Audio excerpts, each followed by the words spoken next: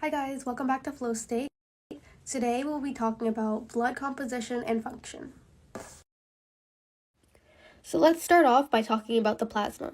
This is the liquid component of blood, and it makes up about 55% of the blood volume. It contains many things, including the formed elements, which we will learn more about. But one key differentiation we want to make clear is that the formed elements are not a part of the plasma. They are suspended inside of it. The formed elements are like chicken and vegetables floating in the broth, but they are not what makes the broth broth. Chicken soup broth is usually the dissolved salt, collagen, and fat. It is not the floating chicken or the vegetables. But let's get back to plasma. So plasma is made up of more than 90% of water, but it also has proteins such as albumin, globulins, and fibrinogen.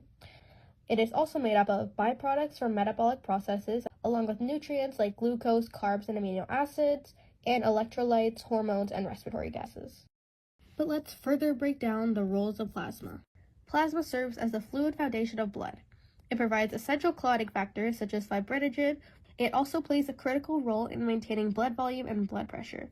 This is largely due to albumin, which is a protein in plasma that helps maintain the osmotic pressure in the blood. Albumin is large and it retains water within the bloodstream, so this helps prevent excessive fluid from leaking into surrounding tissues. Beyond that, plasma transports hormones, nutrients, and waste products throughout the body. And finally, through its continuous circulation, plasma contributes to thermal regulation by helping distribute heat and maintain stable body temperature.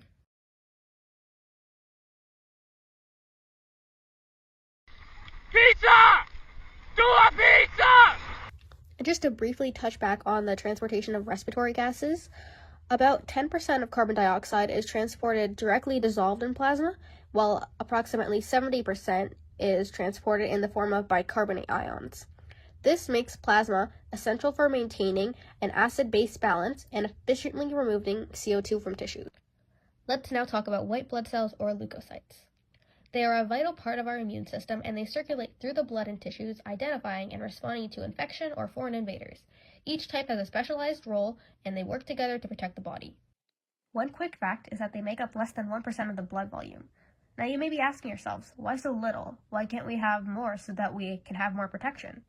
Well, we'll discuss this later. There are two classes, granular with prominent granules and agranular with less prominent granules. Neutrophils are the first phagocytes at the site of injury and they engulf bacteria via phagocytosis. They also call on other white blood cells to come to the site. Eosinophils degranulate enzymes to destroy parasites. They also phagocytose immune complexes to remove histamine, which is what induces inflammatory responses. Eosinophils calm down inflammatory responses by doing this. Histamine is an inflammatory mediator that increases blood vessel permeability and calls on immune cells. Basophils initiate inflammatory responses via inflammatory chemicals such as histamine. These responses are specifically what we all know as allergic reactions.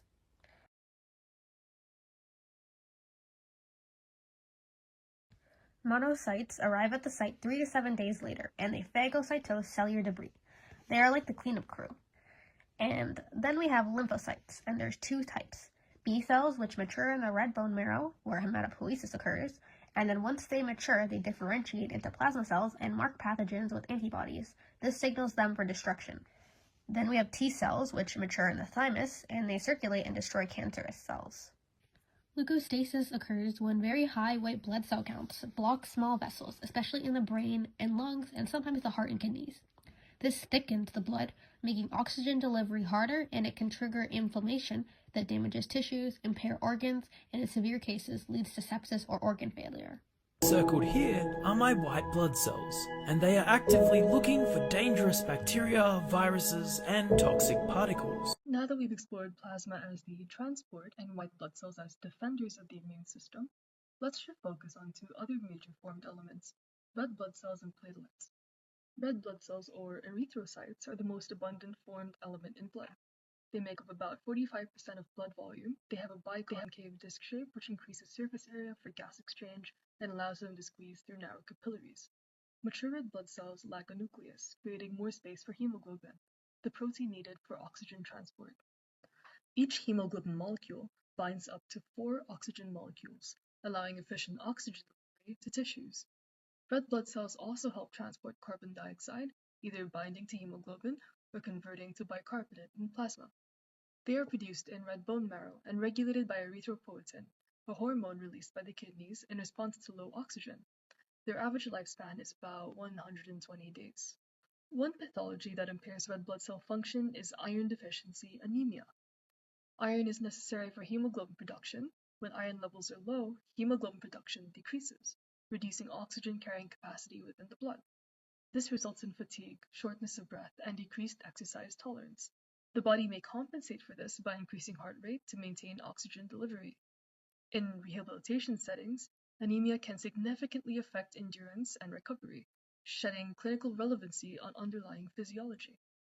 Platelets or thrombocytes are small cell fragments from megakaryocytes in the bone marrow. Their primary role is hemostasis and/or preventing blood loss.